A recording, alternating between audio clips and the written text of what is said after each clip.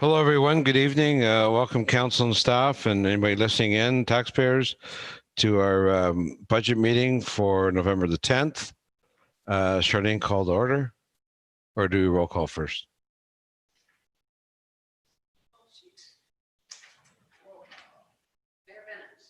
Present. All right. Present. Reeve Robinson. Present. Councillor Gauthier-Keel. Present. Councillor Hughley. Present. Councillor Plow. Present. Councillor Watt. Present. Councillor Wren. Present. All are accounted for. Okay. Confirmation of the agenda. I think we should call to order. Oh, call to order. I need a mover and a seconder. Chris and Alan. Moved by Councillor Plow, seconded by Councillor Wren, that the special council meeting of November 10th, 2020 be called to order at 5:32 p.m. All in favor? Carried.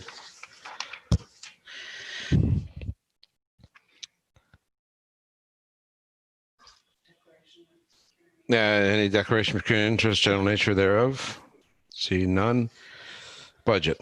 Charlene. So the agenda approval motion. It's not on here, but it should have been. Okay. I need a mover and a seconder. Keith and Alan. Moved by Councillor Watt, second by Councillor Wren, that the agenda of the special council meeting of November 10th, 2020 be approved as presented. All in favor? Carried. Okay. So the first item on the agenda is was just added today because we got approval for a digital Main Street grant approval. So Katie does have a report. I don't know if you want Katie to go over her report or not. Sure. Okay, Katie, you're up. All right, so as Charlene says, we actually received a grant for the Digital Main Street Service Squad. So initially this grant is for downtown businesses for locations across Ontario that have a designated downtown. We obviously don't, but they've extended the program to accompany rural commercial corridors. And so we did get approval for the Pembroke East as well as the Boundary Brewham Ave areas. So what that entails is that we are required to hire a service squad member to facilitate and execute the program. And what that means is that they'll be going to businesses, onboarding them to the program, allowing them to apply for a $2,500 digital grant, and also helping them with digitizing and getting online. So areas of objectives that we have outlined for this individual will be getting Google My Business for these businesses, introducing them to different e-commerce platforms, and in educating them and engaging with them on social media. So the recommendation for tonight is to get approval of this process and to move forward with hiring a member for the Digital Service Squad. Any questions? Debbie and then Brian. Thank you. So you said we received a grant. Has this been, do we have information about this, or are we just learning about it tonight? That was my first question. Second question is, how much is the grant, and was there matching funds required? For sure. So the grant is $7,500. It's a 100% granting program, so there's no matching involved. When I created the budget for the grant application, I included factors that include equipment expenses, as well as salary and any other collateral printing and things like that that we might foresee for the individual. So everything is covered under the grant, so there's no matching component on our end. So it's a 100% funds that we've received. The program will go until February 28th, in which case we will outline and I will supervise the individual until that date to fulfill their requirements that we set forth for them. So it's a part-time contract position that will be about 12 to 13 weeks, depending on when we get the person onboarded. Previous information hasn't been presented. Information is in the package tonight. Brian. She answered a few of my questions there. It was just the length of the contract and what's the net cost to the township. Okay. Anybody else? Chris? I just wanted to say great job, Katie. It's nice to see going out after something new. It's nice to see. Yeah. Yep. Okay, Mover and a mover and a seconder. seconder. Jennifer and Brian?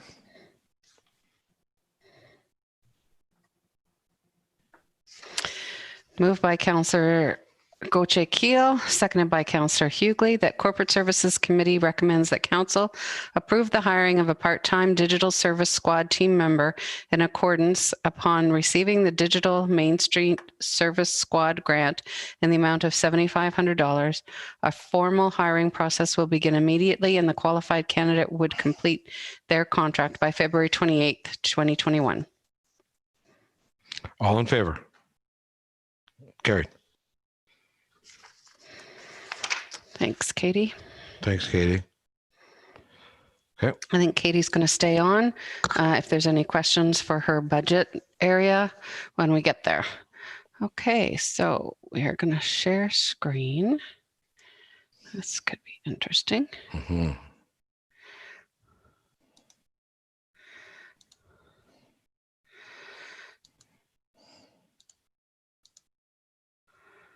Okay, Okay, can you're on. everybody see that?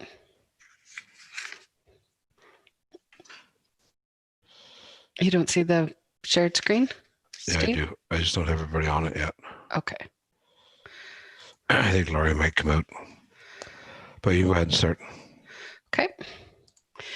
So to start the 2021 operating budget process, I'd ask you, I'm going to leave the notes up, and if we'll go through the notes, and as we go through the sections, I'll ask if there's any questions with regards to that area. But both the mayor and the chair of corporate Just gonna- services have met a few times with regards to the budget, both with Dean and myself. And Dean and I have met with all the department heads as well. So the 2020 numbers have not been completed yet, and there are several outstanding amounts that would affect the overall audited numbers that may or may not cause confusion in the 2021 budget discussions. But it's best that, and last year we did this as well, we didn't include the actuals to date for 2019 when we did the 2020, even though it was in January and February of last year that we did do the 2020 budget. So to get on with the next, so I've gone with, so the previous year tax levy is $5.4 million. So 1% represents 54,000. We're currently looking at $103,132 for operating, a 3.97% levy increase in total.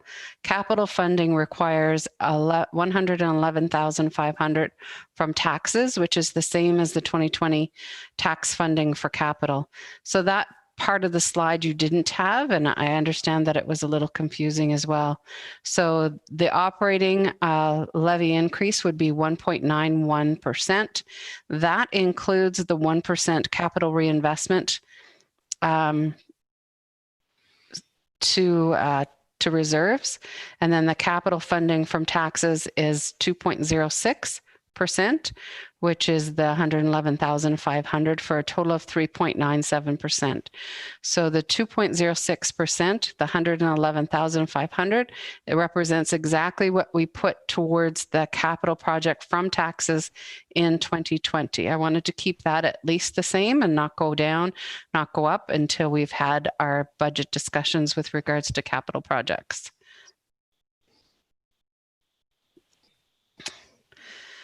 So I think I've gone way past.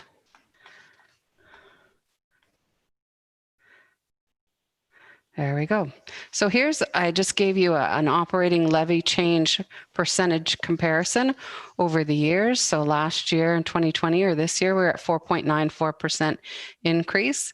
And I just wanted to show you where those, the levy change has in previous years. Is there any questions on this slide? No, we're good. Okay, so the operating. So the notes are associated with all the changes that are reflected in column 3. So the budget difference. You'll see in the first section, however, that the overall budget for the total, and I've separated this out, was the $5.4 million for taxation, the total taxes, because it doesn't really matter where these numbers go for council. It's more for recording in the financial statements and the FIR that we've kind of separated the sections off. So the overall is 5.4 right now. You'll see in 2021 that on the taxation, there is a $90,000 that I've put under the PIL, Pembroke Pollution Control. So that is the PIL purposes for the education portion of, there are 2 properties that are in the CF classification.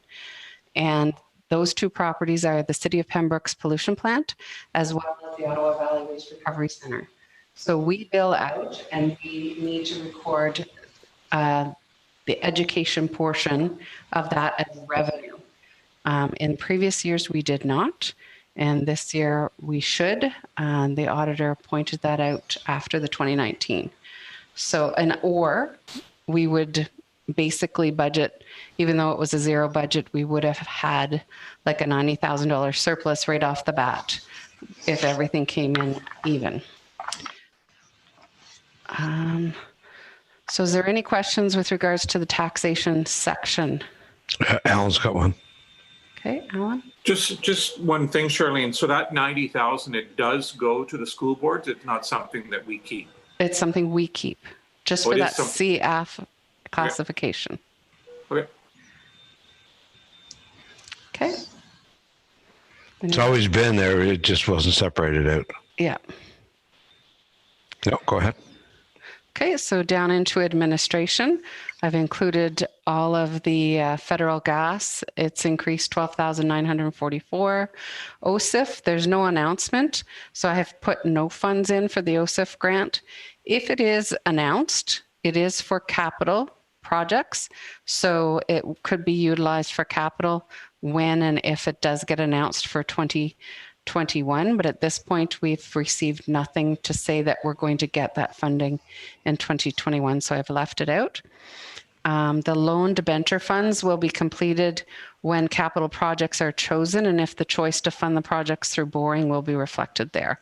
So for instance, in 2020, we had budgeted the funding for Golf Course Road for the $820,000 for our portion of the 50% of that project.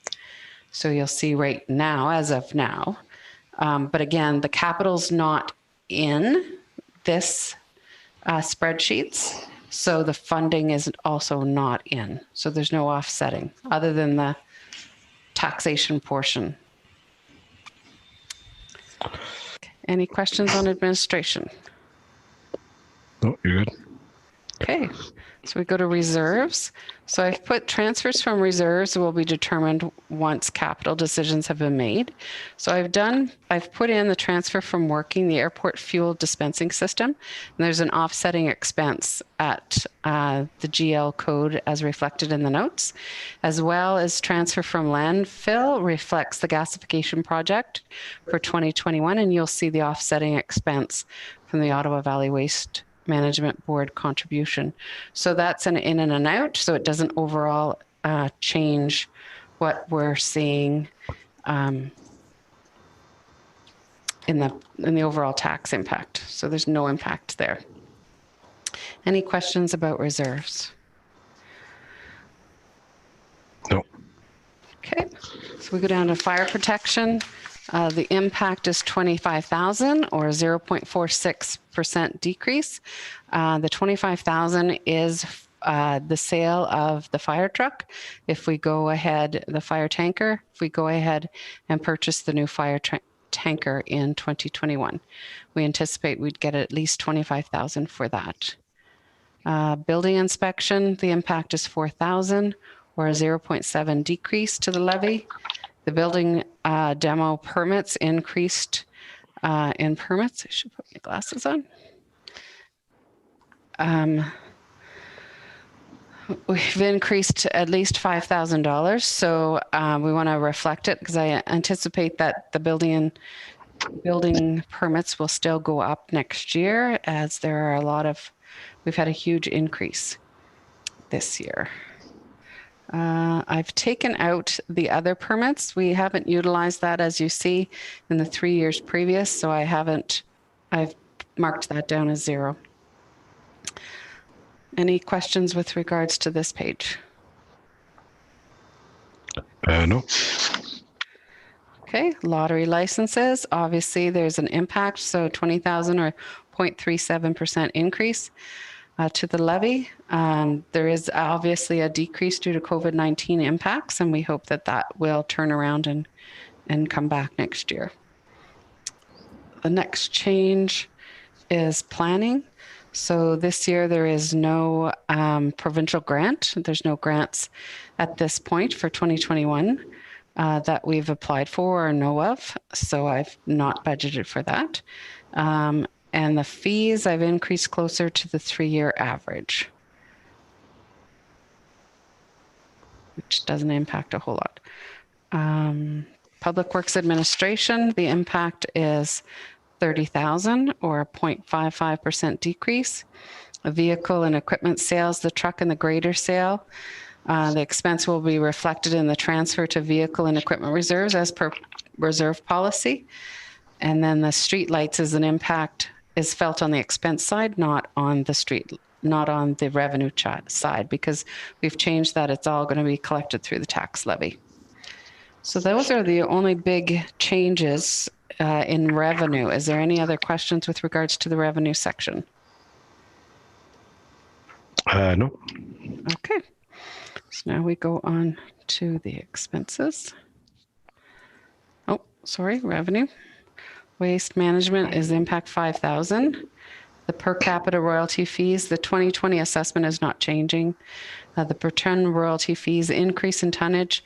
So I did ask Sue at the Ottawa Valley Waste Recovery Center to see if there was an impact in, because we're seeing the tonnage increase on our end, but most municipalities are not. And overall, she's actually saying that our tonnage did not go up. So is kind of bang on what we were last year at this time. So what, and I haven't talked to Mark yet, but perhaps at some point in time we can sit down and go over the email that she sent me and to see how it compares to how we're getting billed for that, because we do have a lot of tonnage that way. And then the total revenue, of course, to compare prior to reserved to each year, it's the reserve transfers and the borrowing of the capital project. So you can't really compare total revenues to total revenues. You kind of have to go by sections, especially if we don't borrow for a project, then obviously it's going to be a huge impact. That's almost $1 million, 890,000. So that's a huge impact. So to compare actual total revenue to total revenue year over year is near impossible unless you go into the details. So expenses.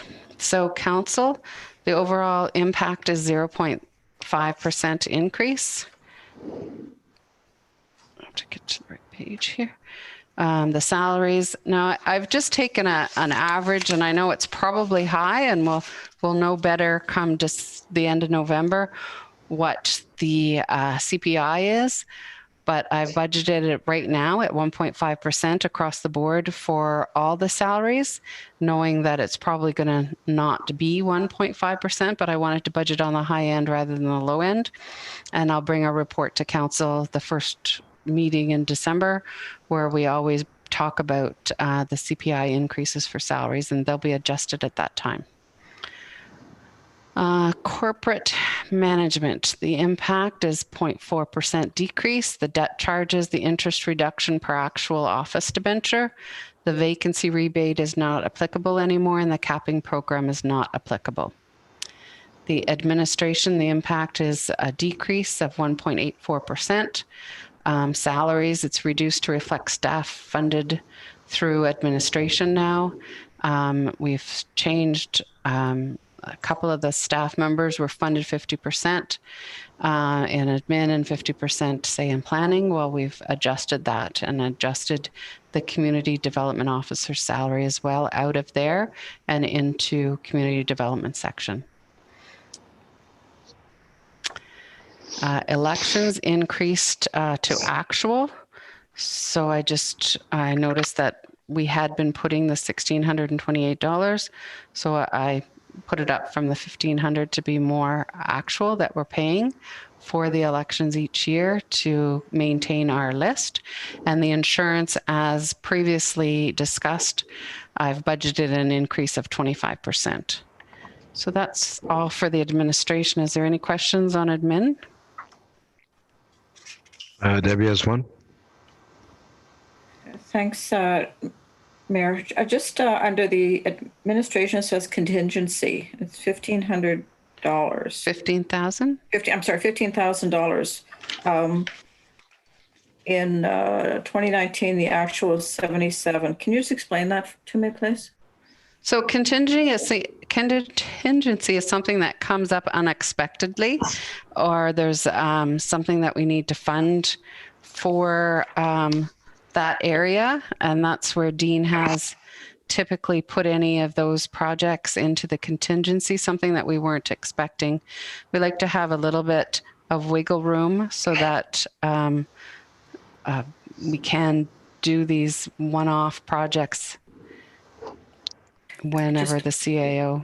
I just noticed that in 2017 we spent almost 11,000, but I'm just wondering if 15 seems just a little high compared to when I look at the last 4 years. Well, I can tell you actual to date in 2020 is almost 14,000.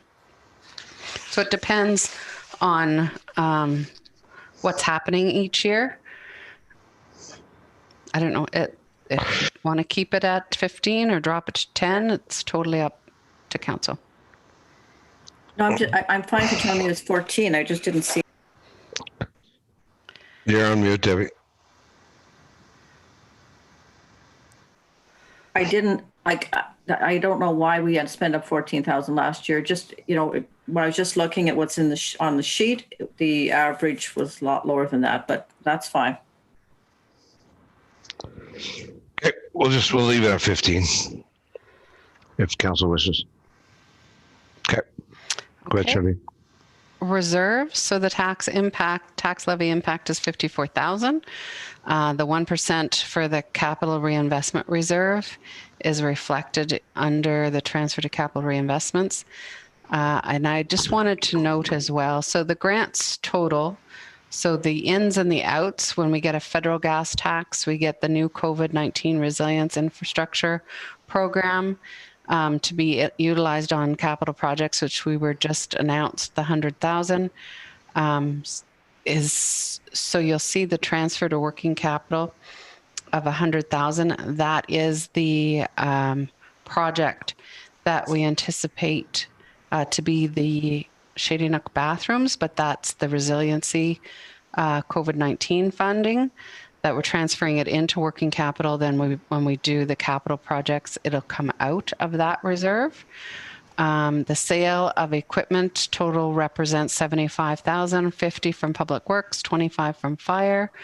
And the tax levy total represents the remainder, which is $663 and $663,042. So that's what we're actually budgeting to transfer into reserves. Just to let council know that we were advised last week that we're going to be receiving another $100,000 for COVID. Debbie, go ahead.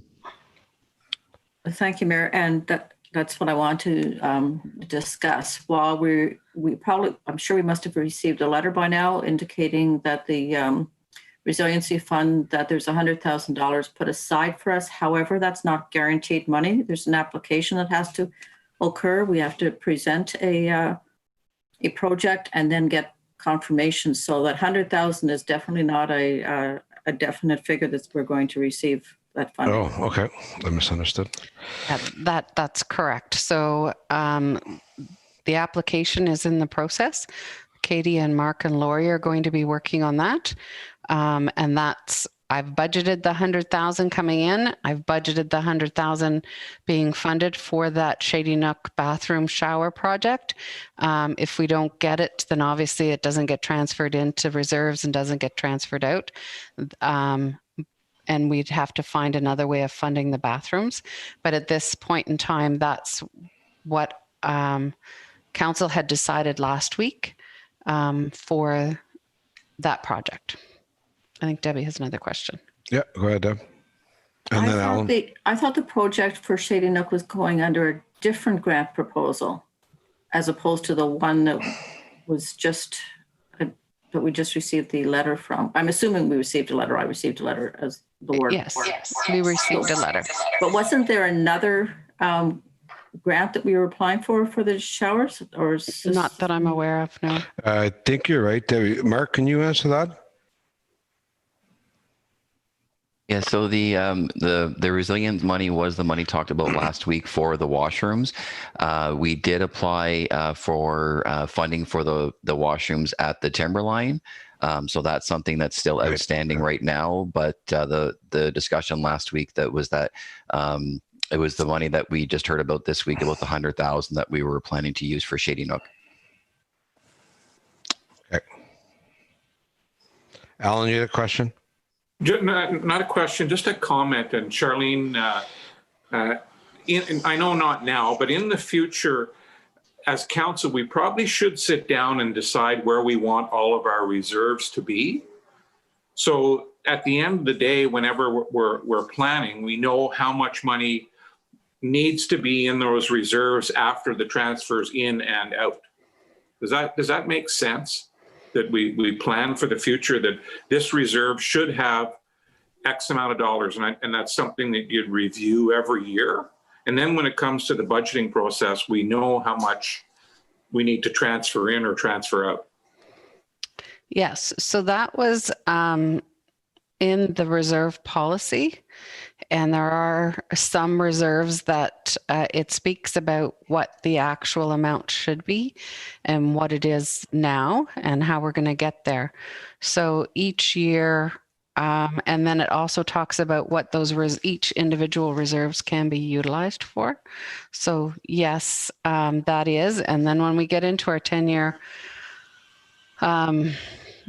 operating budget and capital budget, we'll go into that a little bit more detail, I hope, as to where we're sitting. But right now, until we get all the assets uploaded into the system, there are a number of assets that are still missing from our inventory. Once we get that all updated, then we'll know better of what exactly we need to know. But yes, it is in the works. Yeah, great. Thank you. Thank you. Okay. So information systems, the IT, the impact is 10,000 or 0.19%. That's contracted services, and that represents predicted actuals, what I've predicted to date. Fire protection is the impact is $15,048 or 0.28%. So the salaries are increased due to more training in 2021. The benefits increase, and you'll see that the benefits have increased quite a bit larger than they were. And that's to go along with the WSIB near costs.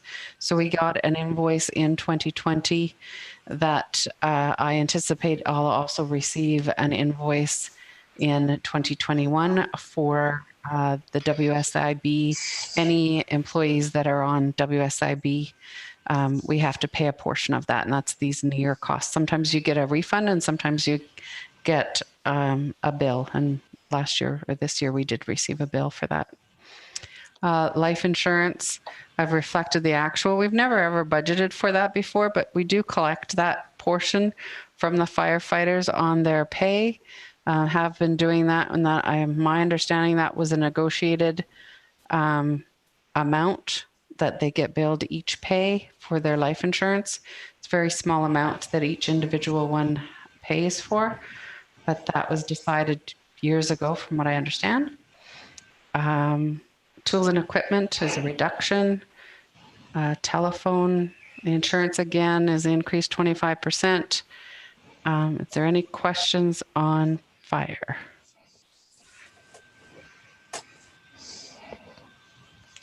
No, seeing none. Okay. Thanks, Tim. I don't want to go through line by line by line, so that's No, why. no. You're doing well.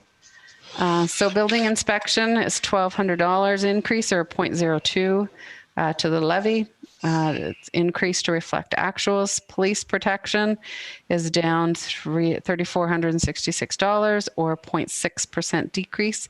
That's per the OPP budget. Planning is a $36,000 increase or 0.67% tax levy.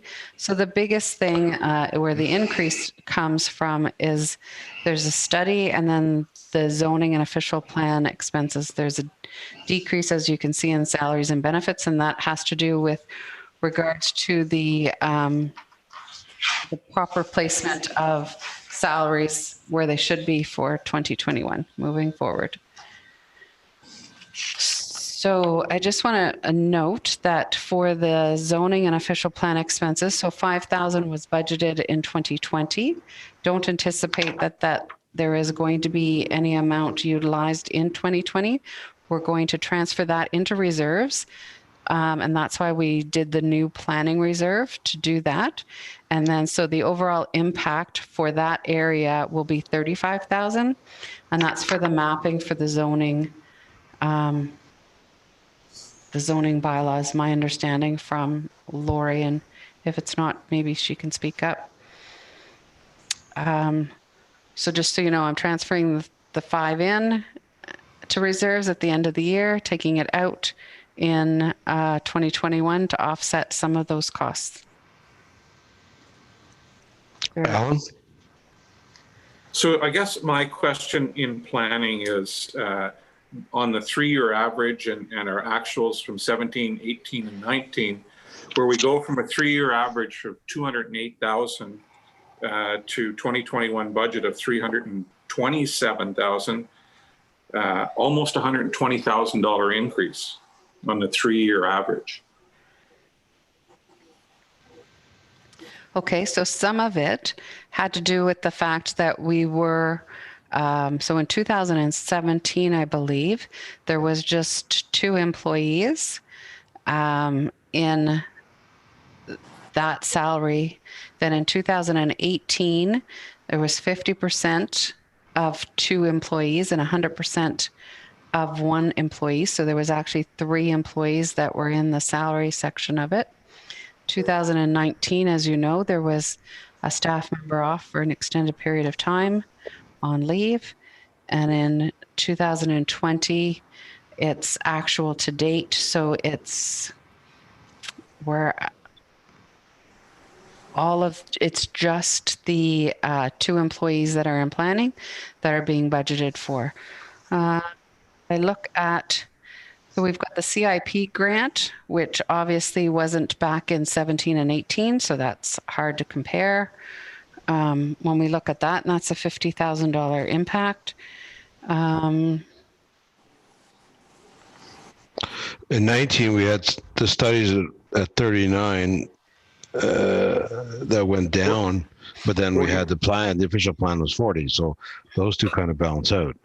They're a wash. Yes. Yeah. But I think the biggest thing is like when you look at 2019 and the average is 203, it's kind of confusing where the salaries are going in and out, and then you've got the CIP plan. When did we? Is 2019 is the first year we're to pay for the CIP? 2019 was the first year of the CIP, and that was funded by some funds received by the province. And 2020 was the first year we actually budgeted for the 50,000, and again in 2021. And have we spent the 50,000, Laurie? Not yet, but we're anticipating that we'll spend probably about half of it. What other municipalities are doing is that they're deferring it to the following year. So in fact, some of the projects would carry over from this year to next year. I know of a couple that might do that, so that the funds are still there. So it will come out at $50,000 for this year, because we'll make sure that whatever wasn't spent this year is carried over into next year. So they would actually have 50,000 plus the remainder of what was budgeted for in 2020. So So go ahead, Al. we're going to spend 75,000 in 2021 then? That's an anticipation. That's what the planner has indicated. Laurie, go ahead, please. Okay, so just to explain what's happening with some of the CIPs. So typically what happens is it gets allocated. We commit to an application. And sometimes what happens, as with some of the projects even last year, if they get caught up into winter, or particularly this year with COVID, they're not necessarily going to be fully completed within the same calendar year that they've received the allocation in. So because we've committed that money, that's where we're kind of still carrying forward that commitment into the next year. So that's why a number of municipalities, they actually put that into reserve. And then what you monitor is, what we're saying is generally each year we're allowing for $50,000 to be awarded to applications. So it's not more than that each year that's awarded to applications. It's just that the finishing off of the projects that we've approved for 2020 may not actually get paid out until 2021, because our normal process with the regular CIP projects is that we don't pay out until they're completed. So we've promised these businesses the 50,000. They just haven't completed the projects. Are we up to 50,000? That's committed funds. Yeah. So right now we're still working to get the full of the 50,000 committed to people. We have more than half of that already committed. Just we've had a couple of projects that kind of decided to put themselves on pause because it wasn't actually COVID funds that they were looking for. It was the broader category, and there have been just a few business decisions that some we thought were going to move forward that have put it on pause. But Katie is also on an active campaign to try and ensure that we do get those allocated for this year. Yeah, it just seems that maybe if it's not our fault they're not getting the project done. I do understand part of it's COVID, but if we budget 50 for that year, it should be spent in that year. Then we start at next year $1 for the 50,000 in the new one. To me, it seems like if we only have 30,000 committed right now for the year, then we should take the 20 and reduce the 50 next year. So we're staying at the 50 for next year. But if you're saying we already committed the 50,000, well, then we leave it where it is. Well, I'd say, so for this year, we haven't fully committed the rest of the 50,000, but the difference with this year is the new COVID category that they basically, a lot of that could be stuff that they've already expended. So if there are other businesses that come forward that we can give that money to, the thing is, we won't know right up, and like as soon as they show us that they've either got the receipts or they've paid for a thing, we can then start to cut some checks. So we might not know right until the end of the year. So that's where it's a little bit difficult because we're still actively trying to engage to know fully where we may end up with it. So again, that's where a lot of communities, what they do is they try to keep a certain balance in the reserve each year that's available for new applications. And then if you do have years, like again, we're in our infancy with the CIP program. Mm-hmm. So if we do have years moving forward where we don't max it out, then we wouldn't be asking for new funds. We would just be drawing from what some places do, is just draw back from what they've set as that reserve for the CIP. But I guess we haven't maxed out now either, and we may not, right? Like it's getting late in the year, right? So if people haven't applied for anything yet or haven't told us, chances are pretty slim that in the last month of the year, they're all going to come forward for what took us a whole year to spend half. Well, again, the difference this year is with that with the COVID improvements, where it's if they've already done some improvements, and we're still, again, Katie's actively trying to get that engagement with some of the businesses that we know have spent money on those improvements, that it is something that's available for them. Debbie, you had a question? Just really a comment. This is only the second year that we've done this. I think it's an exceptional program for our business community. And again, dealing with the issues around COVID, people are struggling. I wouldn't like us to pull back at all on this. I mean, after maybe the third or fourth year, if there's not an uptake for the 50,000, then we should start to reduce it. It's not like the money is going to disappear. It's going to be sitting there in reserve or wherever Charlene puts it. But the other thing is too, I don't know, we do now have Katie who is out there interacting much more with our business community and with our, the agricultural sector. And so I would really like us just to give this some time. It's very new for the folks Laurentian Valley, but I think it's going to be a great benefit going forward. Okay, so council's wish is that we leave it at 50 for now. If it doesn't get spent by the end of the year, then that money will go into reserves and we'll reduce it for next year. So council's fine with that for now? Okay, Charlene. Okay, so this is the community development section, which is all new for us, except for the ones that you'll see that were budgeted for in 2020. So the numbers that you see that were budgeted for 2020 were in other sections, like in administration, and they're no longer in there. I've moved them in to the community development. Promotions and print materials are an example of those two budgeted items. So the difference between what was budgeted in 2020, what was budgeted in 2021 is the $94,550 or 1.75% increase. This is reflects all the community development initiatives, all new initiatives based on the township's strategic plan. So there's brand discovery, communication strategies, e-newsletters, digital workshops, welcome packages, signage review, community-oriented collaborative events, new social media platforms, milestone recognition strategies, the website redesign, and the external business relations.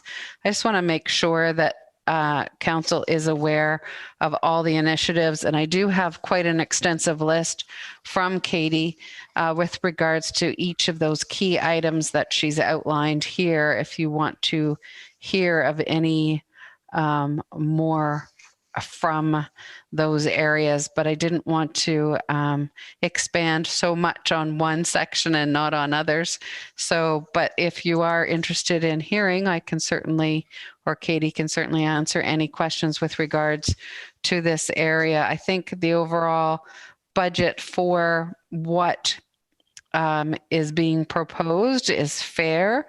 I don't see any areas that are over budgeted as far as what she plans on doing for our council, to follow our strategic plan and the initiatives that we've put in place, both for the service review and the strategic plan. So I think we're in line here, and it certainly is a new area because of the new position. And this is what I believe council was asking for that position to do. And both Dean and I have reviewed the budget, and it seems to make sense. Katie, maybe do you want to just give a quick review of some of the ideas that you have that Charlene has listed? Regarding the billboards, the mayor's breakfast, et cetera, et cetera.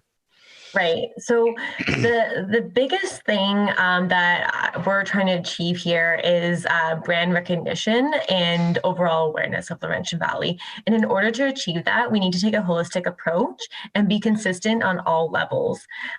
So what that means is that getting the same messaging out, getting this visual brand identity, and it spans a very broad spectrum. So kind of looking at the items, like obviously you see advertising, but what does that include? So breaking down, that includes a mix of traditional media as well as digital media. So we're looking at radio, developing a strategy for radio with messaging that's consistent with our messaging that's on Facebook, looking at billboard placement. How can we be more optimally located in high traffic visible areas that people will further recognize where they are and where we are?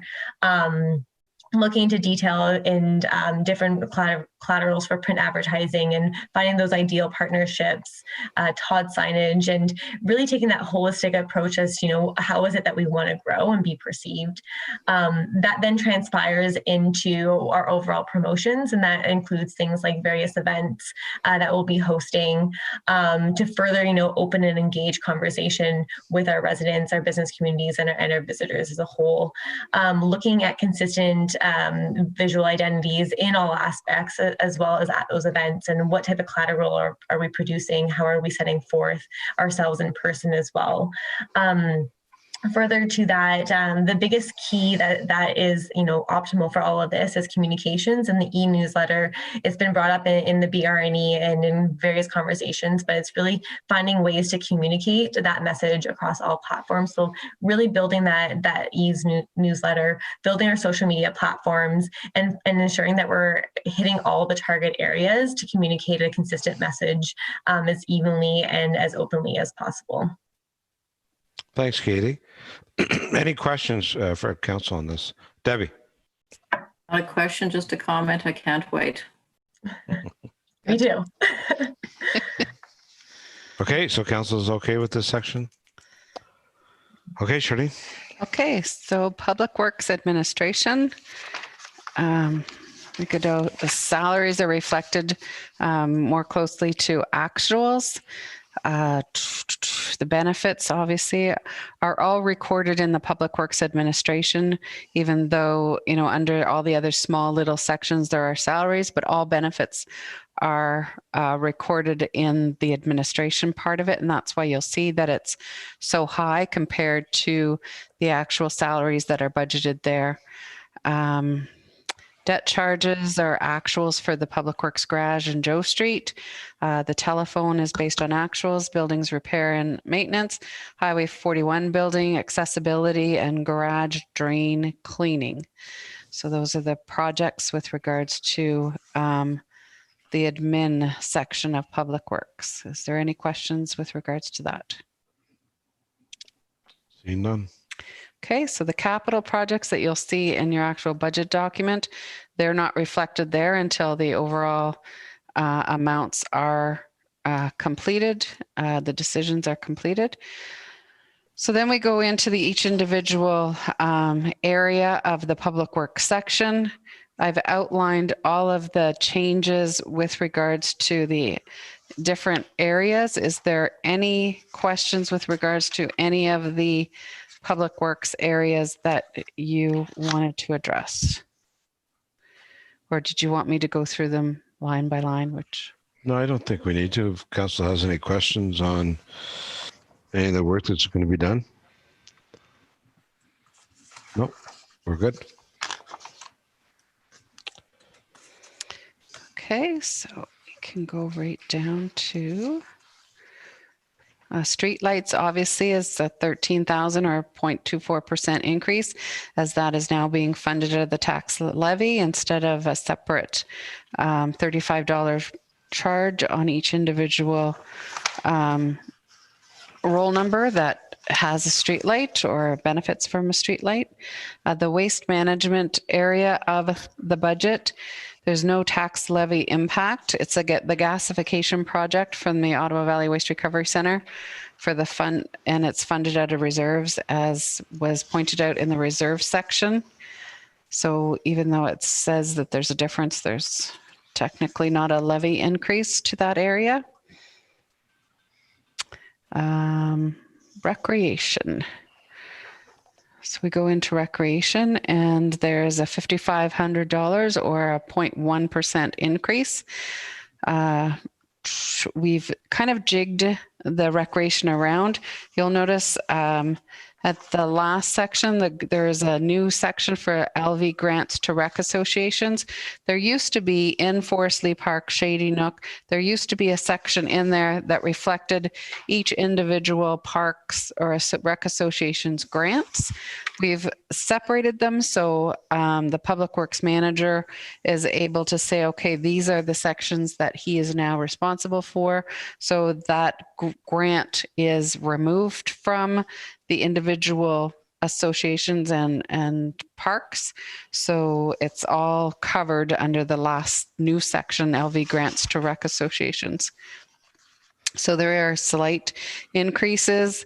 When we see the insurance, we've created an events section under LV Recreation, and that goes along with the new position of the Planning and Recreation Coordinator, so that she can do the fishing derby, the Halloween walk, spooky drive-in again, the junior gardeners, and events, and a couple of events to be determined.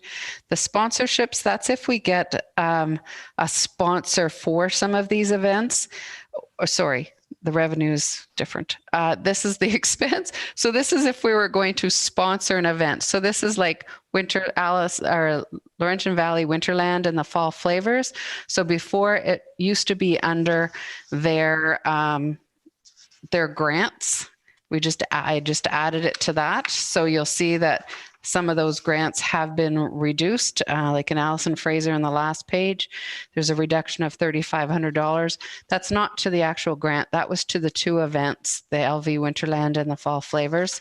So I've included that in the events section for LV Recreation. So then it's better tracked for our Planning and Recreation coordinator, so she can understand where her events and her sponsorships are coming from.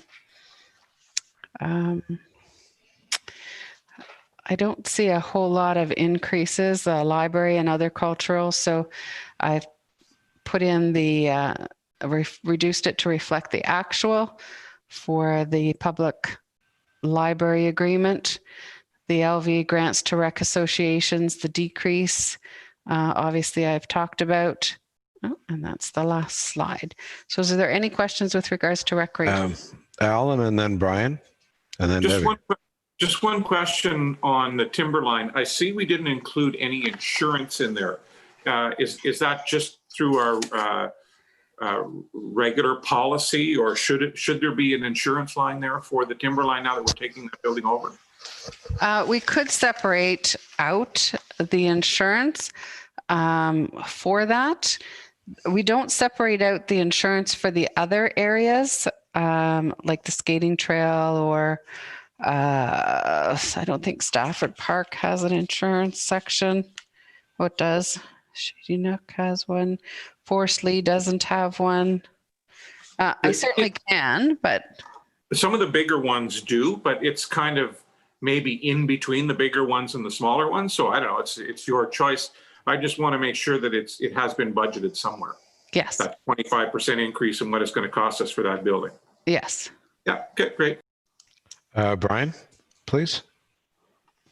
I was just under the community development, there was 2,000 for sponsorships, and then there's another 5,000 here under recreation. When I saw the 2,000 under community development, I thought that was some of these. So there's actually 7,000 then in sponsorships.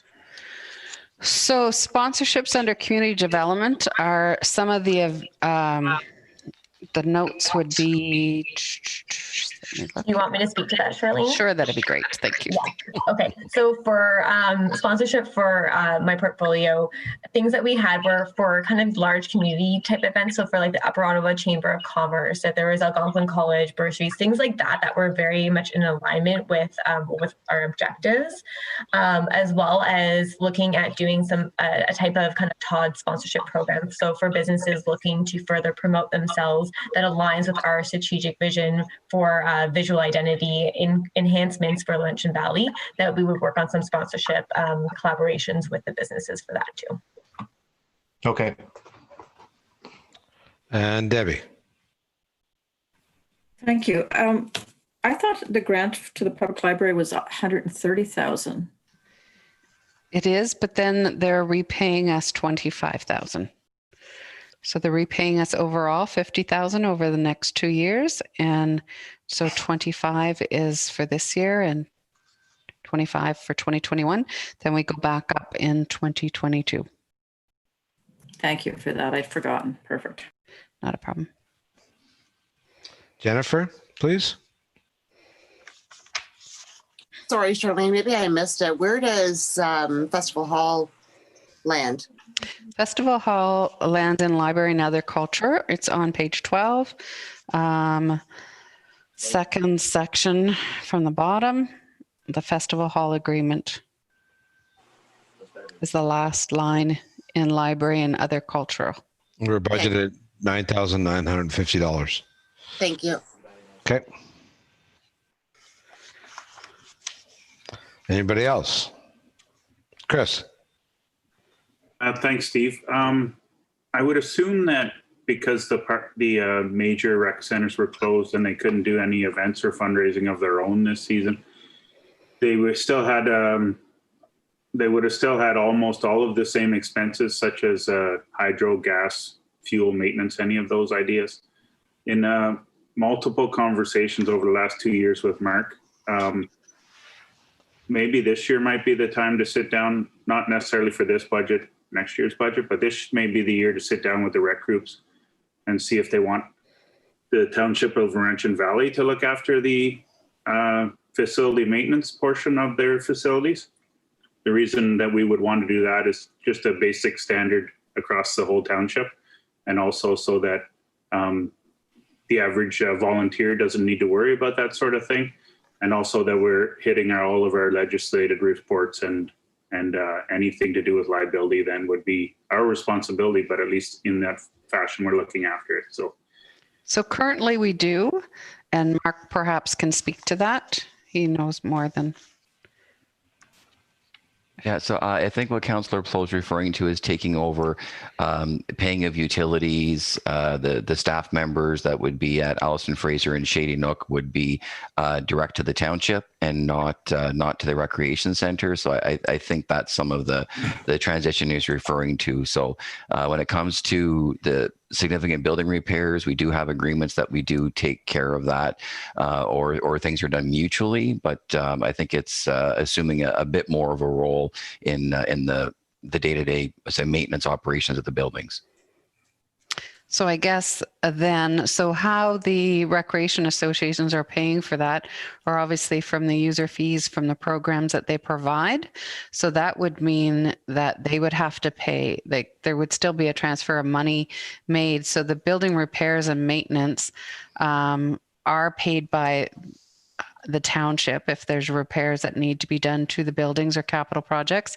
But the day-to-day hydro, telephone, internet, for the most part, is paid by the associations themselves. Is that what you mean, Chris? In part. So anything to do with the facility itself and the liability within, for example, and standard of care, just the ice surface in Alice is the exact same as the ice surface in Shady Nook, as best as you can with the different variables there of sunlight and whatnot.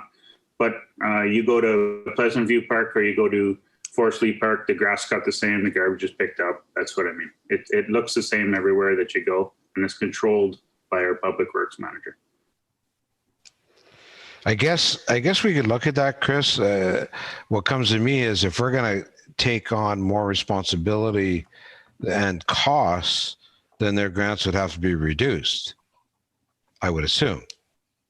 Yeah, so I do mean a reduction in their grant, but I mean all of our great volunteers are, along with Nevada and probably Katie now, are concentrated on just pumping out programs for our residents.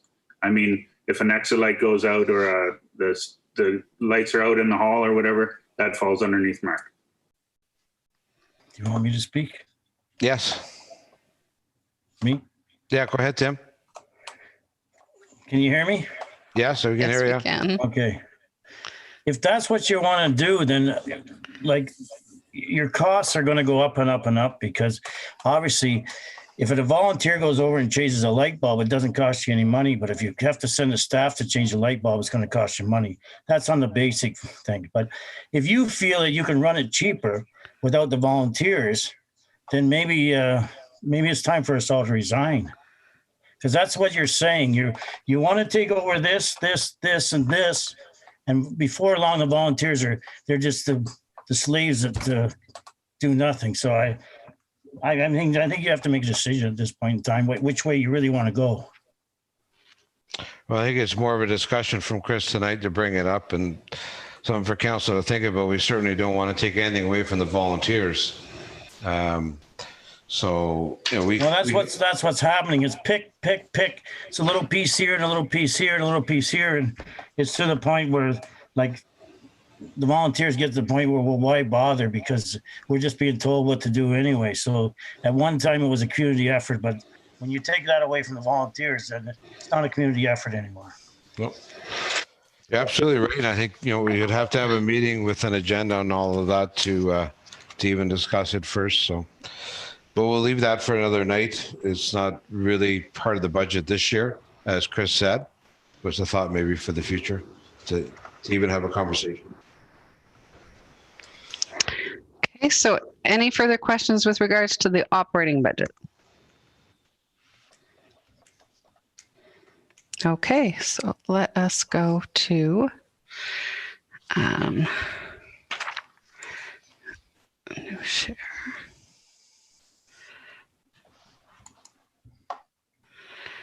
I've got to figure out where the next one is. So we're going to 2021 capital project? Yes.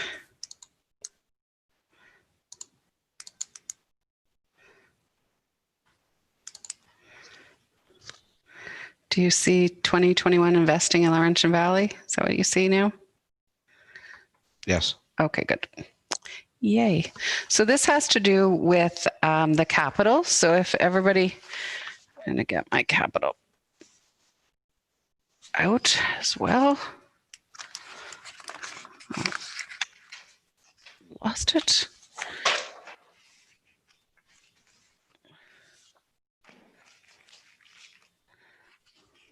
Sorry.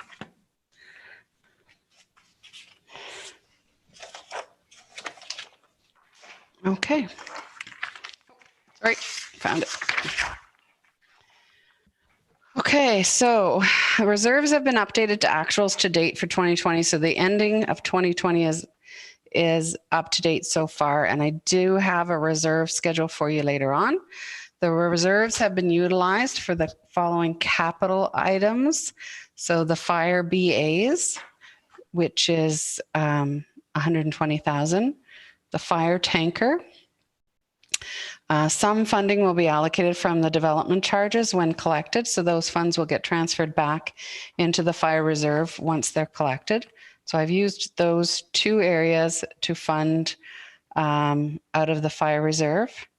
The East End servicing expansion is to be funded out of the efficiency funding that is currently in the working reserve, and that was budgeted in 2020 and is continuing in 2021. And then if all the public works equipment except for the half ton is funded from the equipment vehicle reserves, and the total is 778,000, and that would leave 105,700 remaining. So I just wanted to give you those highlights before we go on to the capital projects. I should put them up and discuss them, I guess, one by one.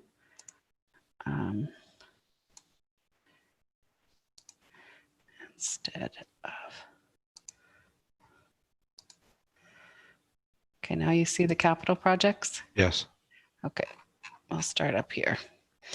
So computer replacements are the same as every year. We rotate the computer replacements each year, budget 14,000.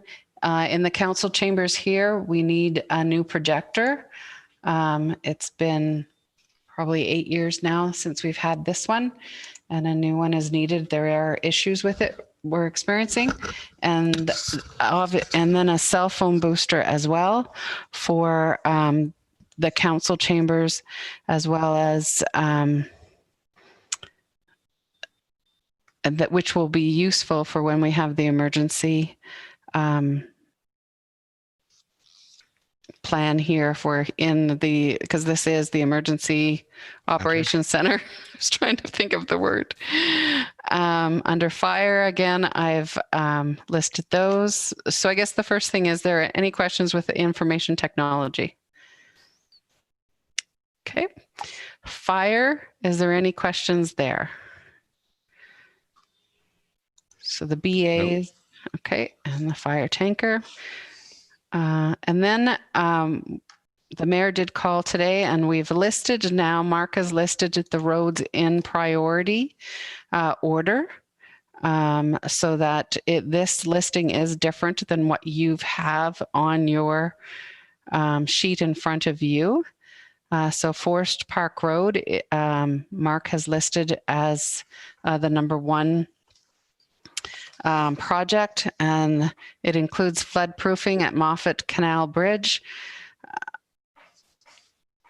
So that is that one. Bays End Drive and Bayview Drive is the same location as Forest Park project and completes this area for reconstruction.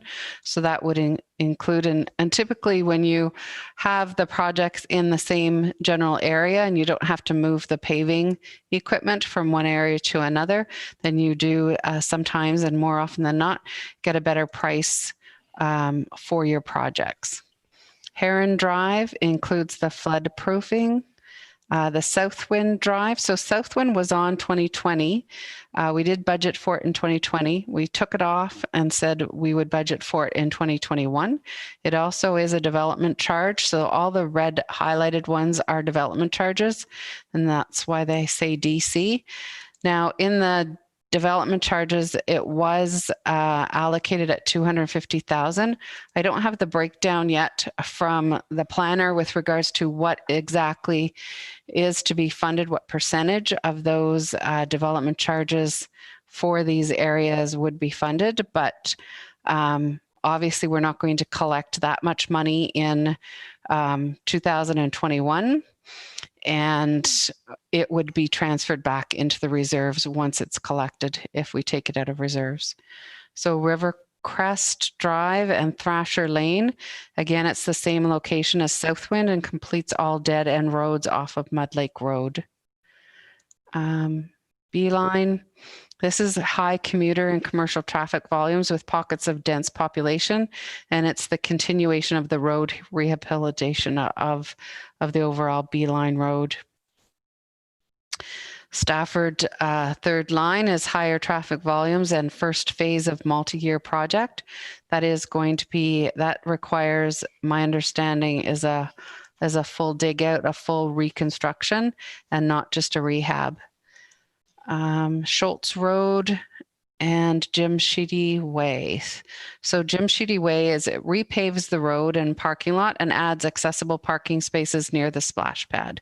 So that would identify, which is an accessibility issue with regards to Stafford Park. So those are the roads that we're planning in this presentation that I did have.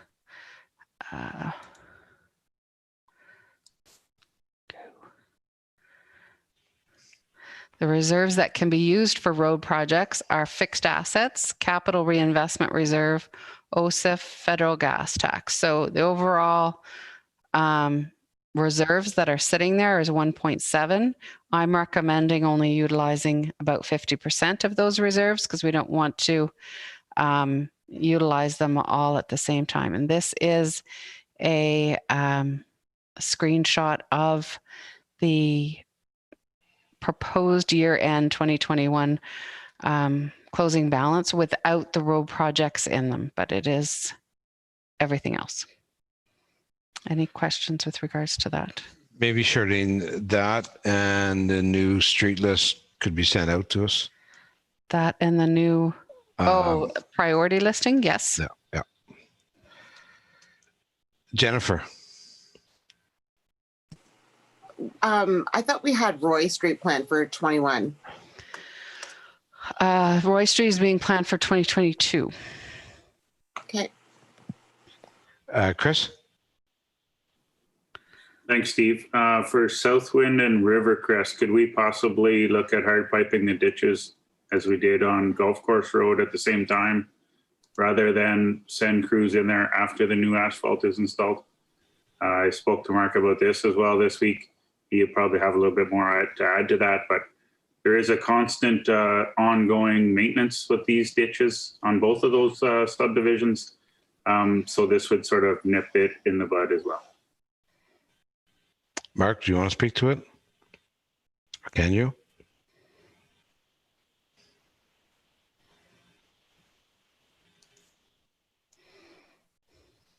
Sorry, I was trying to use the space bar, but it's for some reason it's decided not to work all of a sudden.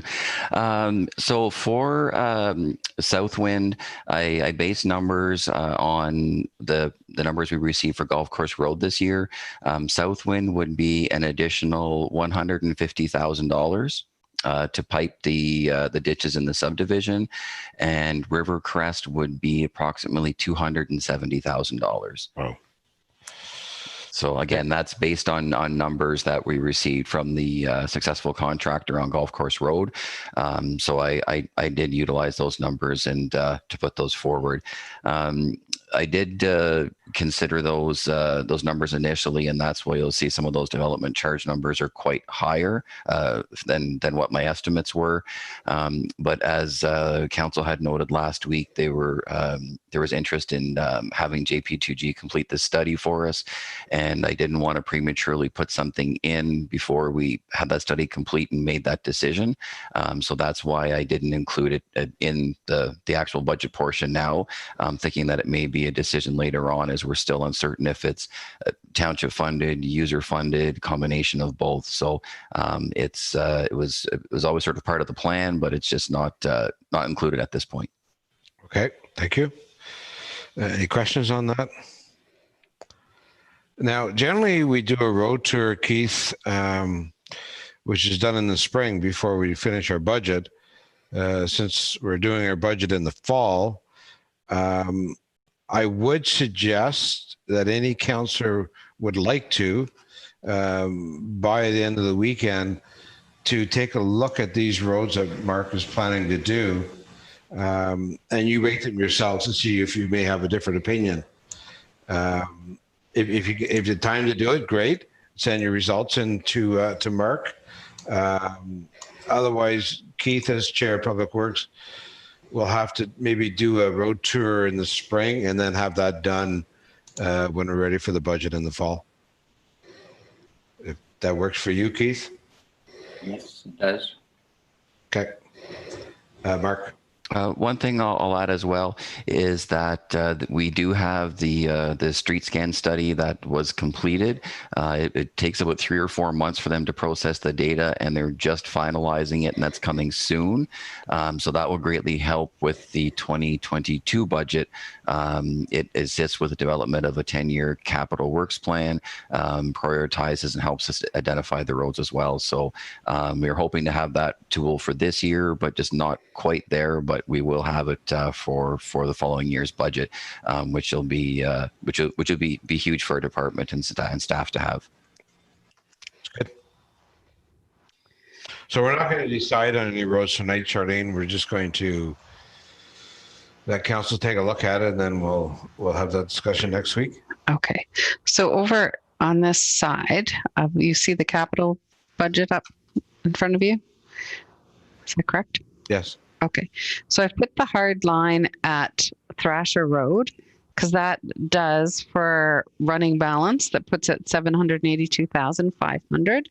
I just wanted to make you aware of that if we are doing it by priority, that it does come up to the 782,000, which is in line with what I'm stating, that, you know, if we do 50% at 866,000 from reserves, that's what it would come up to be.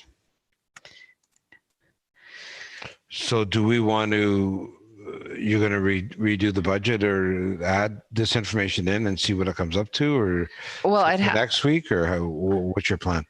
Well, I'd have to know exactly which roads you're doing and what the total amount is. Anything above, to me, I wouldn't like to see us going any more than the 50% out of the reserves that we do have now, so that we do have reserves moving forward. So if we do move it to, if we just go by priority as it's listed here by Mark, then we're at 782,000. We could probably throw in the Jim Sheedy Way as well to bring it up to just over 800,000. But other than that, I would recommend the other, whatever else we do would have to be borrowed. unless we get OSA funding, where we might have about $150,000 from OSA funding to be able to go towards one of the projects. But I don't anticipate hearing about that until the new year. Alan. So I would agree with Charlene that we only go as far as she said, Thrasher Lane. And then if we do get some other funding, that can be a conversation we have in the new year, something that we've done before when we had extra money kicking around and we went back to the roads and did some extra funding on some other roads. So I would agree with Charlene that those were the ones we would do. Okay. Everybody else, Chris? Is it still true that if we're not paving 10 kilometers of road a year, we're falling behind even further? Yep, absolutely. All depends what kind of increase you want to add to the taxpayer. Brian? Yeah, I would certainly say roads are your number one priority, and we want to be doing 10 or 12 kilometers a year. And if we're falling short of that, then we maybe need to look at the other parts of the budget to see where we can make it up or taxation. But we're just pushing this ball down the road of having to redo the roads. So. How many kilometers is that now, Charlene? Was it 9? I can't. Thrasher, that's 9.24 for the whole amount. But the majority of that's in the bottom, in the ones we're not doing. Yes. And of course, my subtotal is not showing here. Just a second.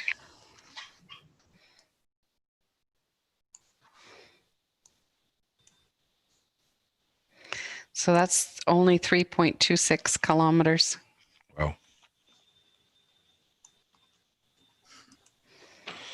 So why don't we go through the third page, Charlene? We haven't gone through recreation. And... Okay, so we also have culvert work, Whispering Pines. We have some studies, the DC and the East End servicing expansion. In the development charges study, it said that it was probably going to be about 60,000, but we did have it last year in at 100,000. That is funded by the efficiency funding. And the engineering study for the enclosed ditching design, I'm also recommending that we fund that from the efficiency funding if council so chooses that to go ahead. Some of the equipment that we are looking to purchase this year as well as the plow truck, which council has already approved. There is a road grader that needs to be replaced, a pickup truck, as well as a single axle truck that would be utilized for plowing. My understanding, and I could be wrong, Mark could speak up to this, is that it'll be used for plowing different parking lots separately than the big plows. Is that correct, Mark? Yes, so it's a change in the process and the way our department works. Currently, right now, the operations foreman, who is also our patroller, cleaned several parking lots as part of his patrol. This is putting us behind and somewhat falling behind when it comes to meeting minimum maintenance standards. So the idea is like most road authorities, is your foreman is your supervisor and your patroller and overseeing, and we would rely on one of the casual operators to plow parking lots, some of the narrow roads and areas, and would be utilizing a new single axle truck. Okay.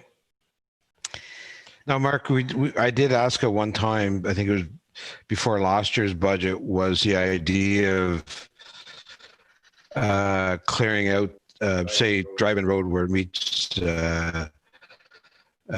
some of the subdivisions and cleaning out the ends of the street as a plow goes by, and then the county plow goes by, and then it's another 2-3 hours before our plows get there.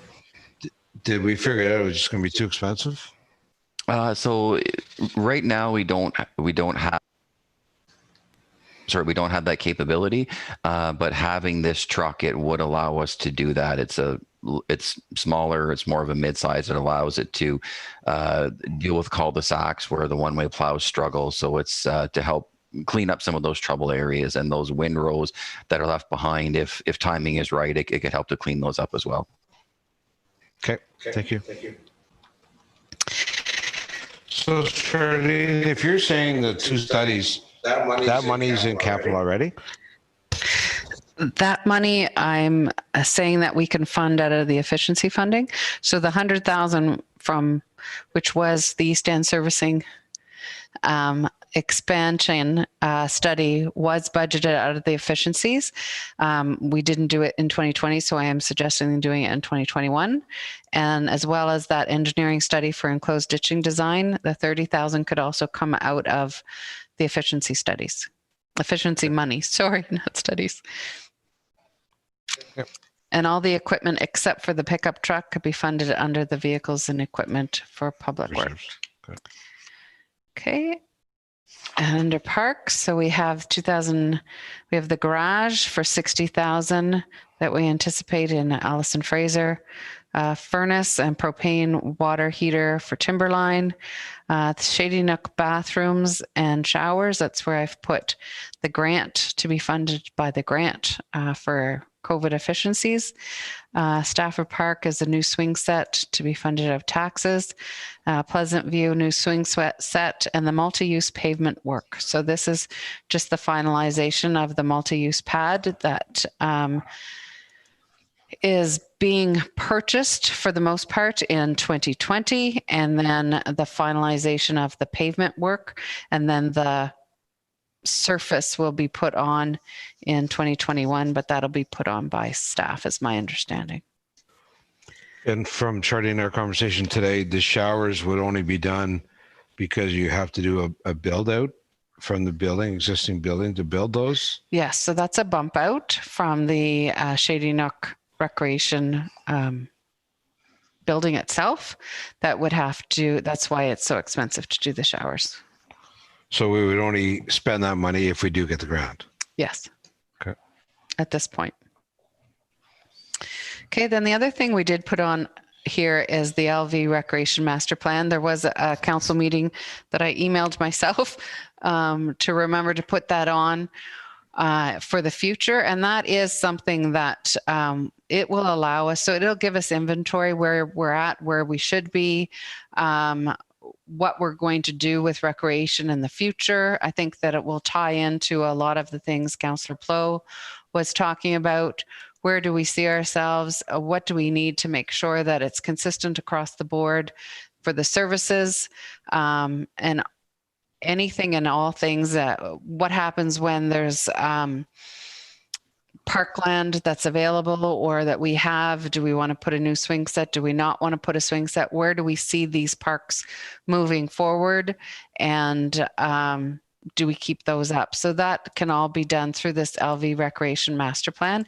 And again, this could be funded through this efficiency funding as well.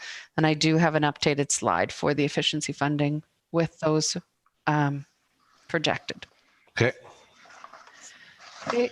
And then we go down to the Senate. So that overall is the 2.06% increase to the taxes, and that's the same amount, the 111,500 from taxation that is reflected already in the 2020 budget. I've kept it the same. I didn't decrease it or I didn't increase it. So council can choose that, or if they're satisfied with keeping the funding at that level, I can leave it there and then find the funding from the other areas, either from grants, borrowing, or reserves. So the sanitary sewer was already spoken about with regards to the Hamilton Street pumping station when we did the wastewater budget, but that would be the total overall. That's all, everything included, almost at $4 million for all of the capital projects. Okay. If we had it. If we had it, yes. So I'm just going to go to new share.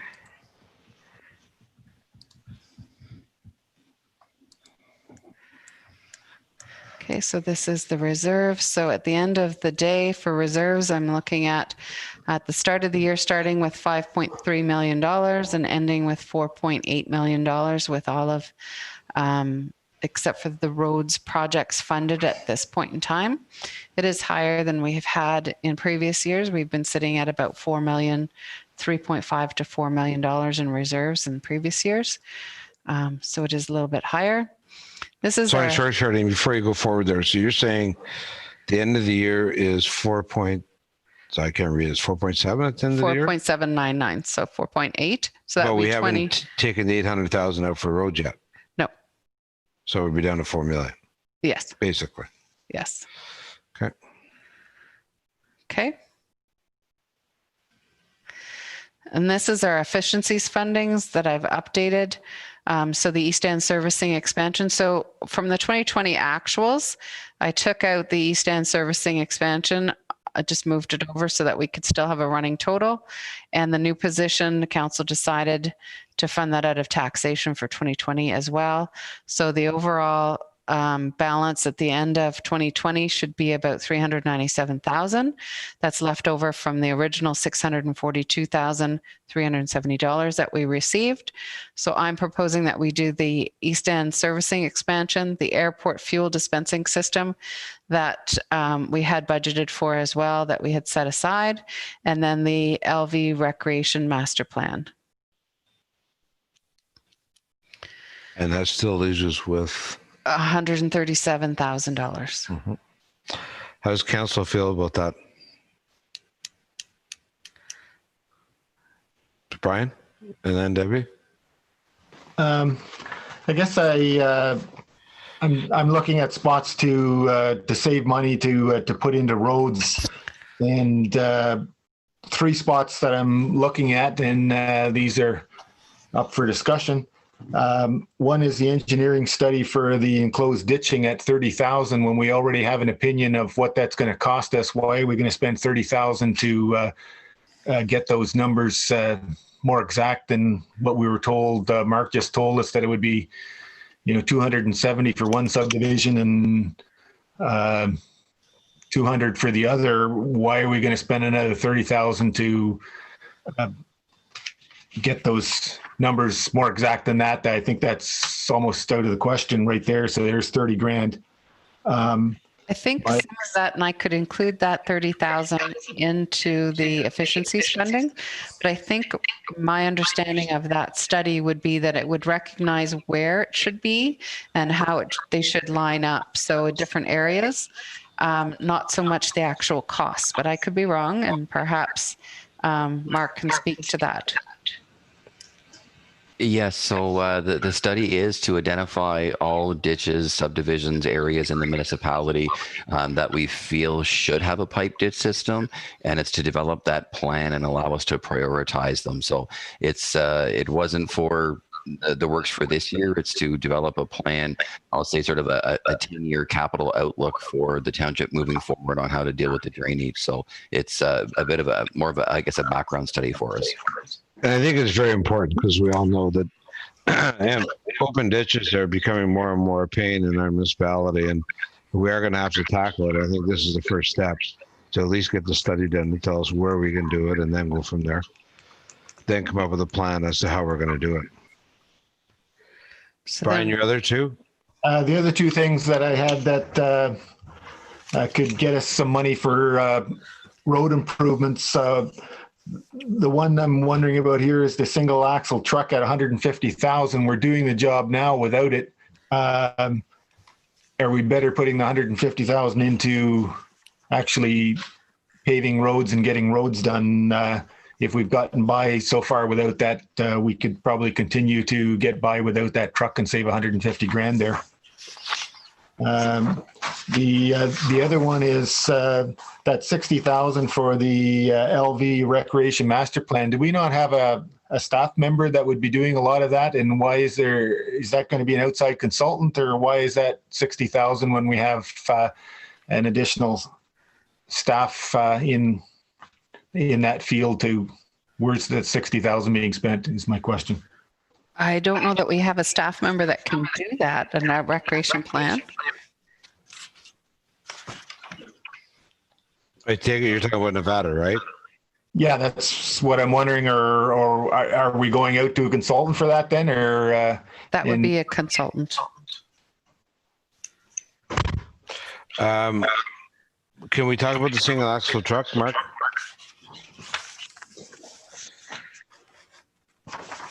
Yes, so with the truck, we would be buying the single axle truck, and then the pickup truck would be what the foreman would be driving, and it would replace a 2013 3/4 ton that has a plow and spreader on it now. So the truck is getting tired and near the end of its useful life. So if we didn't buy the single axle, we wouldn't also need the pickup truck, but we'd have to replace a similar truck for that. And I'm estimating probably in the $80,000 range by the time you buy that 3/4 ton truck and outfit it with the plow and spreader again. Just off the top of my head, I have to check a little bit better, but I'm estimating about the 80,000 range. So would that be 200? Instead of 200? Yes. Yeah. So we save 120 by doing it that way. Yes. Yeah. Which is not your first option, which is not your first choice. No, I just looking at the progression of the municipality, how we do things, how we respond to winter operations. We do have a couple of members in our works department who are going to be retiring in the next couple of years, and it's just to kind of setting up the equipment and having that plan in place and that vision how we see the department progressing and evolving. So. Okay. Debbie, please. Thank you. I'm just looking at the efficiency funding, and we have used some of it in the past for roads. We have $137,000 left. We don't need to save this. I think we should take that and use it towards our road projects for this year. Okay, that's up for option. Charlene? I mean, we certainly could do that. Some of this funding is supposed to be for efficiencies, where I know we did do the roads before, where it was hard surfaced. We plan to turn it back to gravel, now hard surfaced. So it was efficiency fundings for that. And then 2018 turned to gravel to be hard surfaced, the other part of Ross Road. So I don't know if Mark can identify any of the roads that could be addressed as efficiencies. I know the province really isn't asking for official report, but they have asked several times what we're using the funds for. The MMAH representative calls and asks occasionally, what have you used these funds for? And how are you moving the efficiencies forward? Well, maybe I would think that the flooding, sorry, floodproofing, I would think floodproofing would be certainly considered an efficiency. but that's why we did Sullivan Point Road, right? Well, we're also talking about doing floodproofing on Heron Drive as well. And that is covered by the MDRA. Sorry, I just noticed that. Heron Drive, I'm pretty sure that's MDRA funding. I'll confirm that though. Okay. So I guess we have a few things we have to decide. I don't know if we're not going to decide on all of them tonight, but certainly the rec study of 60, the truck situation between single axle and what Mark just explained, whether we use the efficiency funding for roads. May I suggest that we have Charlene go ahead and use that 800,000 or whatever number she came up with, put that into the budget, and we're scheduled next week to meet again, Charlene? Yes, and then that's for the user fee final. Okay. But we could So have. we're scheduled in 2 weeks to update the operating and the capital. Oh, okay. Okay. So we have a little bit of time. Maybe. Could I ask Charlie to go back to the road section so I can list the priorities that are there? And just ask if it's based on condition of the roads or the location for these jobs and then the size of the jobs. Sorry, say that again. So what is the priority list based on? Is it condition of the road or other? Mark will have to answer that one. So I guess it's a little bit of both. Forest Park Road I put as #1 priority because that allows us to flood proof at the Moffat Canal Bridge, where in 2019 we had sandbagging aggregate put on top of the road to allow everyone to still enter. So that's why I had that one as number one priority. And as well, it's the last section to complete Forest Park Road, and also probably the worst condition of those. Bays End and Bayview, they are, I'll say, in fair condition, and they are only rehabilitations, but they are both within that Forest Park section, so that's why they're there. If there was an idea of trying to focus on maybe one of the larger projects, moving down to B-Line or Stafford Third Line, it's not huge dollars, but I guess there could be the potential of not doing Bays End, Bays View, and redirecting the funds this year. And as well, that would be in the area for Southwind, Rivercrest, and Thrasher Lane. Southwind was the only one that was identified last year. We were trying to, I'll say, get best value and do Rivercrest and Thrasher at the same time. So again, if we took Rivercrest and Thrasher off and again redirected those funds to Beeline Road, Stafford Third Line, something larger, it's I'll say still the same amount of money, but maybe allowing us to focus on roads that have higher traffic volumes, higher commuting traffic, and just changing around the locations a little bit. It allows us to do more kilometers too, right? But it wouldn't necessarily be the same amount of money, though, because one of those projects, like Beeline, is 535,000, and the other projects don't add up to that amount. No, but I guess I was just thinking if there was efficiency money as well, maybe that included, or depending what council's decision was, it was just maybe allowing us to get more kilometers of road done for close to the same amount of money. Yes. Okay, Debbie, you had a question? No, just a comment. I struggle with that, looking at roads because of the commuter traffic, as opposed to looking at roads that really feed into our residential sector and impact directly on our residents. Not that the other roads don't impact, but it's just if it's based on a commuter traffic, I always have a struggle with that. And just one thing, I'm wondering around the information technology, whether or not Charlene, information technology would be considered an efficiency. I know it's 21,000, but who knows,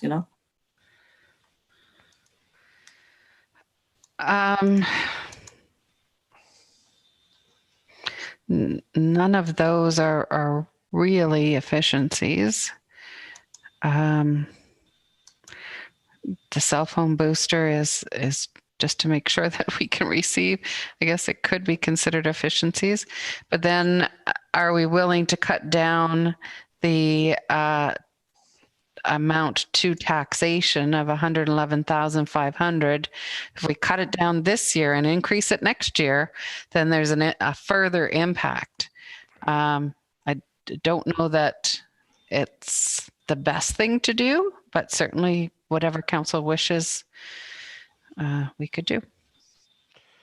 So let me just ask a question here. So on Southwind Drive, it's $250,000, but we're budgeting 146.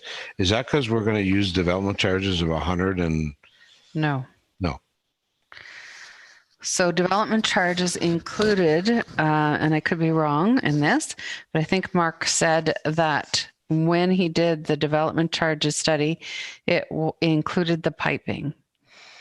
So at 250,000, but now with regards to prices that were received for golf course where the project was completed, it would be 146 plus 150 for the piping. Okay. So it'd be 300,000 instead of just the 250. So 250 we should probably get rid of because it's not realistic anymore, kind of, right? No, I just wanted to point out what it was in the development charge study. Mm-hmm. Because there was a lot of projects passed in the development charge study that we're never going to collect for, unfortunately. We're going to be collecting for a long time. Okay, so what's council's wishes? Take some time to think about it and maybe send in your ideas or wait till the next meeting. We really need to get, Alan, go ahead. So I guess we pay Mark the big bucks because he's the expert on roads. And I think there's already a number out there. So maybe we should have Mark come back and say, here's what I can do for what you're telling me I've got to spend. And then we can decide from there if we want to raise taxes to do more, or if we're happy with what it is he deems we should be doing. He's the expert. Okay. We can ask Mark to do that. And is that based on the 800 and some $1,000 that I kind of identified in the 866, 50% of what is available from reserves? That would be my suggestion, that you being the expert in the money are telling us that that's how much we should be spending, and Mark being the expert on the roads, here's what you've got to spend. Tell us what roads you can do for it, and then we as council have to make a decision moving forward. Do we accept that, or do we increase the taxes to do more? Do we pull more out of reserves? That's where we would make the decision based on the information from our two experts. Chris. Thank you, Steve. Out of that efficiency report that we had over a year ago, how many of those have we implemented? What do you mean by the efficiency report? We had a the levels of service review? Yes. So we just reported that to council last council meeting. We just did a whole report on that and updated council with regards to that. The other report by the consultant then. Both of them. Efficiencies in our daily thing. Oh, well, we never had that. We had a servicing review that was done. That was updated last council meeting, as well as the strategic plan update last council meeting. There's no other report that I'm aware of that we have for efficiencies other than the efficiency funding, which was also updated last council meeting. So shouldn't we be trying to implement more of those efficiencies with that funding? There's no efficiency report that was identified. The servicing report was identified, but I'm not aware of any efficiencies in our services that we're doing. The servicing report that was presented by Wayfair, was it Wayfield or consultant, was updated last council meeting. I'm not aware of any other efficiency report that's been done. Okay, I'll research and get back to you, Charlene. Thanks. Okay, thank you. So do you want to leave it at that? Brian, please.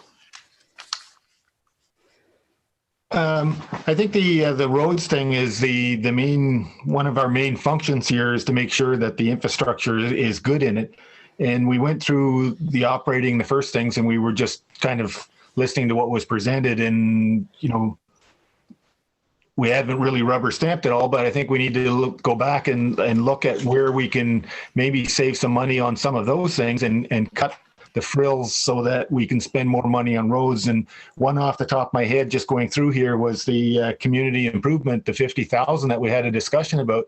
We started awarding that initially when we were given a grant for that, and now we've continued it on. Well, that's 50,000. That's 1% tax levy right there that is continuing to just go out, which was initiated on a grant, and we're continuing on.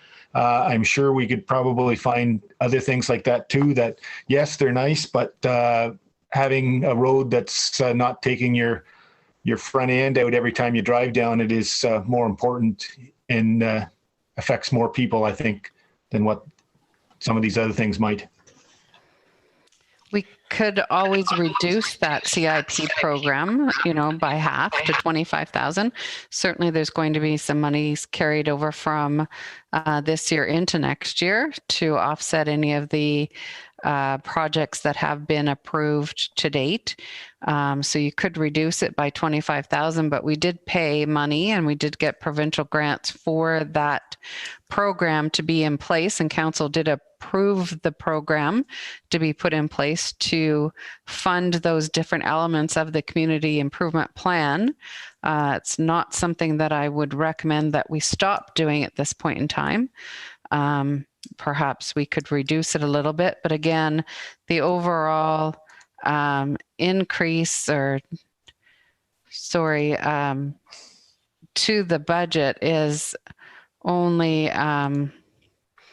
1.91% to operating, which 1% represents that community. Oh, my battery's running low and I don't have a plug. Is the community infrastructure funding that for the reserves that we put in. So really we're at 0.91% for operating, which I think is extremely self-sufficient. I mean, if we go down 25,000, it would drop probably another 0.5%. We'd be down to 0.41%, but guaranteed we're going up minimum of 1% for that capital reinvestment reserve. That is the word. So, Brian, I think, by investing in this project in 2019 and getting money to do it, I don't think was the idea to get rid of it as soon as we brought it on and ran out of funding. I certainly agree that we can maybe try and reduce that by maybe 20 grand. But to get rid of the program when we just in their second year of running it, I think is kind of going backwards to our businesses, but that's my opinion. Brian and then Laurie. Yeah, it's just a question of there's only so many funds, so we got to figure out what our priorities are. And I think certainly roads are the top of the list on the priority. So how much are we prepared to raise the taxes to make sure that we're getting as close to 10 kilometers of roads done, and where's the money coming from? So it's... No, for sure, but maybe... We need to look at it all, not just start cutting roads because we don't have money. Totally understand, Laurie. Before you do, maybe what council needs to decide on is right now we're saying 3.9% increase in the levy. What does council want it to be in order to do more roads? Because we know 1% is 55,000. So if we go to 4.9%, we get an extra 100 grand for roads. So I think what council has to decide on, where do you feel comfortable of an increase this year? Laurie, please go ahead before we have that discussion. Sorry. Not a problem. Just again, sort of echo what Charlene had said as well. While it's one thing to reduce the CIP, I think it's a good thing to not totally eliminate it. And just that the CIP, the goal of it is a longer term thing, that and the end game is that you're going to stimulate business to grow and redevelop, that will in the result of that being that you're going to increase your assessment on them and then increase their share of the tax. So that's really the ultimate goal, to try and make it a stimulus that you're actually going to have a positive reflection back on your tax assessment base in the long run. So just that's what that tool is intended. Thanks, Laurie. Debbie. Thank you. And I was just going to mention that too, that it alleviates some of the burden on our residential tax base. But that being said, there is always the option of us borrowing money to do our roads as well. There is that option, and then we would have to factor in for how many years we're going to borrow, and that what the ongoing rate is. It's probably less than 3% for right now for sure at Infrastructure Ontario, but I haven't checked lately what the borrowing percentage is. But then we have to factor that in each year, and that's probably going to be at least $50,000 a year, if not close to $100,000 a year to borrow to do road projects. And then that inhibits us in the following years when those projects are coming on board. And this is where I've kind of said that that's why I've kept the capital funding from taxes at the 111,000. I think it should be increased overall. In my opinion, I've kind of said that we should be looking at an 8% increase each year for the next 5 to 10 years. And I know that's a tough pill to swallow, but it would go a long way in funding some of these extra projects, road projects that we need to do. And otherwise, if we borrow, we're still going to increase at least 1% on the operating because of the actual debenture payments. So it does give you a relief in the first year, but then it impacts every other year for those years that it's funded for. Alan.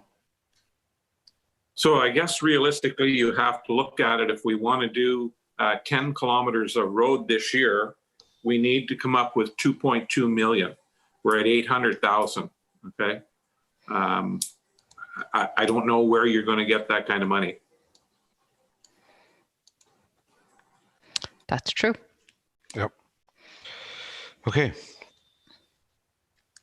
So we'll leave it as it is for tonight.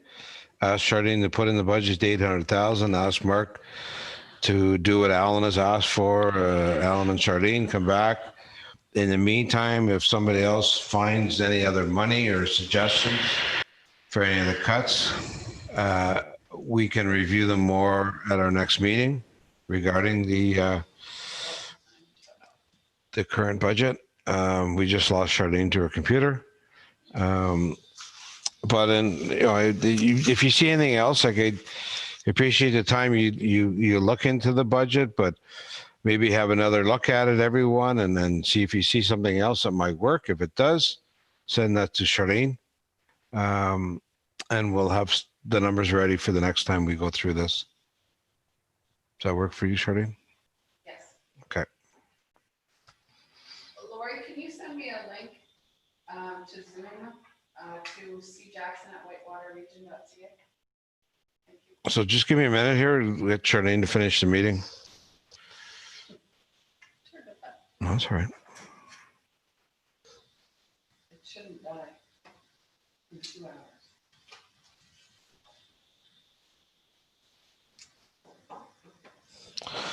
So maybe we're waiting for Charlene to close us off. Where does everyone feel? Are they? I know it's been a tough year for a lot of people with COVID. Are you happy with the 3.9%? Do you want 1 or 2% added? Do you want? We obviously can't go down. 2 of it is just a capital reinvestment to begin with. Maybe we can get a feel from council tonight as to where you want to end up at, and then that's going to help Charlene put in what we can for roads. Brian. It's always nice when she puts a dollar figure on what it relates to for the average taxpayer. Okay. Is good as well. But I don't think we'll be at that point for a while, will we, Charlene? No. I'm sorry. Duh. Okay. Brian just said he'd like to know what the average taxpayer, like per assessment, you mean, right? Yeah. Does that mean $50 for the average person, or does that mean $5? Or does it mean 500? Does it mean $50, $100 for the average person, depending on what? Like at 4% right now, we don't know what the assessment. You know how you do in the past. Okay. So she'll bring that to the next meeting as well, Brian, with the estimates to give us an idea that way, if that works. And Keith, and then Debbie. Last year, did we put 100,000 into reserve for roads for capital costs, or did we add it to the 100,000? What 100,000, Keith? I thought there was 100,000 we added. We had talked about the 10 kilometers of road type thing, and that they were going to become a focus. And I thought we added $100,000 either into reserves or into the budget for last year. Okay, just hang on 1 second. Charlene is disconnected at the moment, so I'm trying to. Charlene, did we put extra money aside last year, like 100,000? Keith is suggesting for the 10 kilometers of roads to try and do every year. No way. No, Keith, I don't think so. Okay, I thought we talked about that. Is Keith talking about that extra 1%? Maybe that's it, yeah. I think that's what you're talking about, Keith, and that's an ongoing thing that happens every single year. That's part of the 2%, right? We're doing that again this year. That's part of the 2% increase. Okay, Okay. that's good, thanks. Yeah, that 2% has been going on. This is our 4th year, Charlene, or 1%? Yeah. the 101. Yeah, it's our 4th year doing that. That's in the opening comments from Charlene, where the capital reinvestment of 2%. That's Right. what that's in there. Sorry, Debbie. Thank you. I'd also like to see the impact of the percentage increase, as well as that Councillor Hughley had commented on. I'd like to see 4, 5, 6, and 7. Nobody wants to see a huge increase to our taxpayers, especially people who have their employment is, questionable, and it's been a really, really tough year. We have to make some tough decisions, though. I mean, we're elected to run the municipality the best way we can. So I'd like to see the figures to see exactly what the impact would be on our taxpayers. Okay. I'll ask Charlene to do that.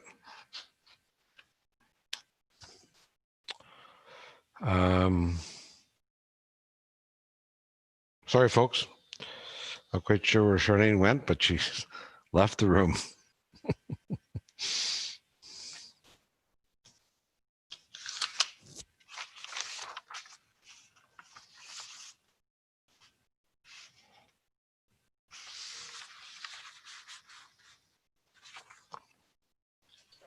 Tim, did you have a hard time tonight? You joined, you left, you joined, you left. What happened to you? Is he sleeping? No.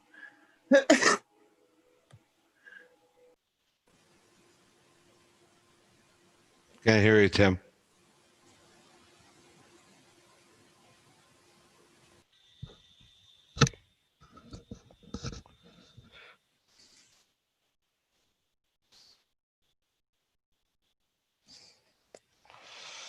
Sorry, Tim, nothing. I'm back on. Am I? Can you hear me? Yes, I can. Okay, awesome. Sorry about that, guys. That's right. So, Charlene, while you're gone, just briefly, Brian and then Debbie have asked for you to show 4, 5, 6, and 7% increases, what that would reflect on the taxpayer's bill. Okay, so I know it's an estimation, but I can just base it off of the 100,000, and that's I should be able to do it by the next meeting. Hopefully the 2021 assessment is uploaded into Opta, but I'm not 100% sure yet. So I'll do what I can do. okay. And Mark will also do what Alan requested earlier, I'm sure. Okay. Thank you, Mark. And again, if you want to take a look at the roads over the weekend, you have any comments, please get them back to Charlene. And again, go through the budget again. If you find something that somewhere we can save some money, then certainly send those comments back to Charlene as well. Because we got 2 weeks before we meet again, right, Charlene? Yes. On the general expenses. Yeah. Yes, correct. Okay. Anything else from council? No. German. Okay, I need a mover and a seconder. Alan and Debbie. Moved by Councillor Wren, seconded by Reeve Robinson, that the special council meeting of November the 10th be adjourned at 7:30 p.m. All in favor? Carried. Carried. Okay. Again, thank you, Charlene, for all the hard work you've done so far, and the rest of the staff. And